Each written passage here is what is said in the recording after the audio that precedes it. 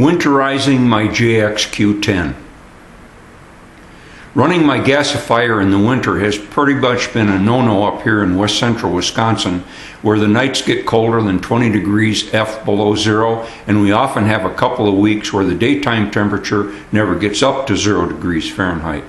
Also, I don't like the idea of having to use running water to cool the filter assembly by feeding about 1.5 gallons per minute through the left-hand tank and out onto the ground. So, to eliminate both the issues, I decided to winterize the gasifier. I have added a water-to-air heat exchanger to the system, right there.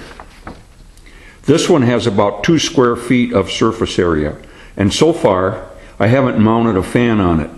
I will wait to see how well it cools with simple convection before adding one. Think of it as simply a small automobile radiator, but it isn't from a car. I got several of these small heat exchangers at a local online auction house for about $10 a year ago. They apparently came from some sort of industrial application. As you can see, I mounted the heat exchanger alongside the filter assembly on the back side, which is, to me, the side with no plumbing, because it was a handy place to put it. There's a small 12-volt DC Johnson pump mounted down low on the front side of the filter. The pump needs to be down low because it isn't self-priming. The specification for this pump tells me that it can move about 4 gallons of water per minute at a 4-foot head. My filter assembly is 3 feet high, 1 meter to be exact, and the heat exchanger, which sits right alongside it to the rear there, is almost exactly the same height. The whole setup is an experiment, so I go more for function than appearance. So the front side is a jumble of tubes for now. At present, I am powering the pump with a car battery.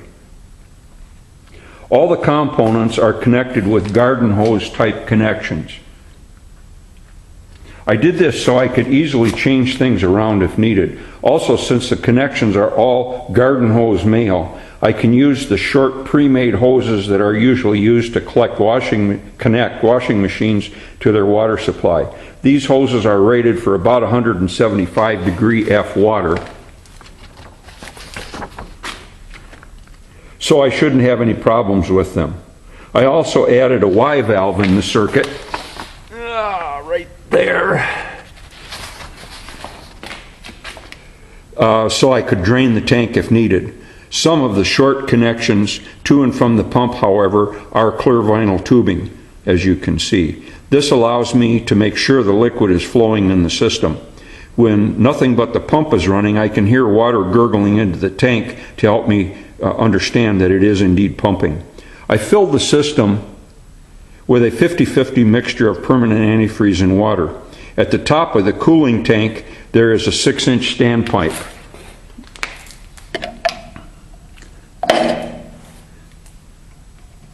And that came with the system.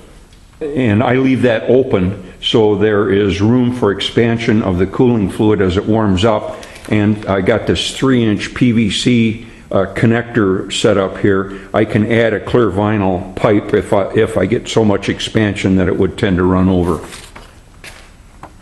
Good, that takes care of the main cooling tank, but I still need to put water in the lower tank in here when I need to run the machine. That won't be too much of a problem for me because I'll fill it for each run with hot water so it doesn't freeze before I get up and running. I usually drain that tank after each run anyway, so now, at least in winter, I will have to drain it after every run.